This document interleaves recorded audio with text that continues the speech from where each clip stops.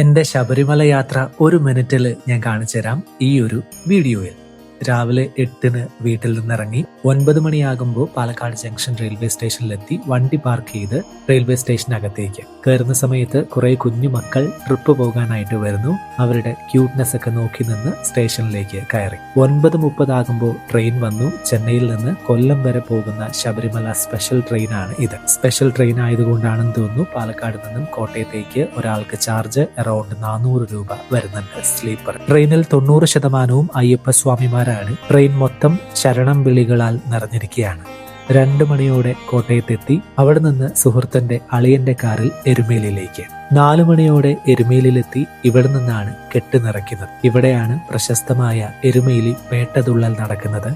അതൊക്കെ കണ്ട് അടുത്ത് തന്നെയുള്ള ഒരു ഗണപതി ക്ഷേത്രത്തിൽ നിന്ന് കെട്ട് മുറുക്കി. ഇവിടെയൊക്കെ കെട്ട് മുറുക്കുകയാണത്രേ. പക്ഷെ ഞങ്ങൾ പാലക്കാട്ടുകാർക്ക് കെട്ട് നിറയ്ക്കുകയാണ്. അങ്ങനെ വൈകിട്ട് 6 മണിയോടെ പമ്പയിലേക്കുള്ള സ്പെഷ്യൽ KSRTCയിൽ കയറി. 104 രൂപയായിരുന്നു ചാർജ്. ഇതിലും മുഴുവൻ അയ്യപ്പ ഭക്തരാണ്. 8 മണിയോടെ പമ്പയിലെത്തി. നല്ല തിരക്കുണ്ട്.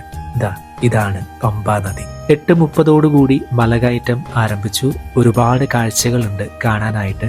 അത് ഞാൻ മറ്റൊരു വീഡിയോയിൽ കാണിച്ചു. 10 മണിയോടെ ഞങ്ങൾ സന്നിധാനത്തെത്തി. 11 മണിക്കാണ് നടയടയ്ക്കുന്നത്.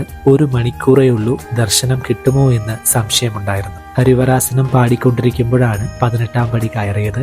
അതൊന്നും ഷൂട്ട് ചെയ്യാൻ പറ്റില്ല കേട്ടോ, അത്രയ്ക്കും തിരക്കാണ്. അങ്ങനെ 11:15 ദർശനം കണ്ടു. അടുത്ത ദിവസം പുലർച്ചെ 4 മണിക്ക് മലയിറങ്ങി പമ്പയിലെത്തി. KSRTCയിൽ എരുമേലിയിലേക്ക് വന്നു. പിന്നെ കോട്ടയത്തേക്ക്. രാത്രി കോട്ടയത്ത് നിന്നും പാലക്കാട്ടേക്ക്. പാലക്കാട് ജംഗ്ഷൻ റെയിൽവേ സ്റ്റേഷനിൽ നിന്നും രാവിലെ 4 മണിക്ക് ഒരു ചായ കുടിച്ച് വീട്ടിലേക്ക്. അങ്ങനെ ഇത്തവണത്തെ ശബരിമല യാത്ര കഴിഞ്ഞു. വീഡിയോ ഇഷ്ടമായാൽ പേജ് ഒന്ന് ഫോളോ ചെയ്തേക്കണേ.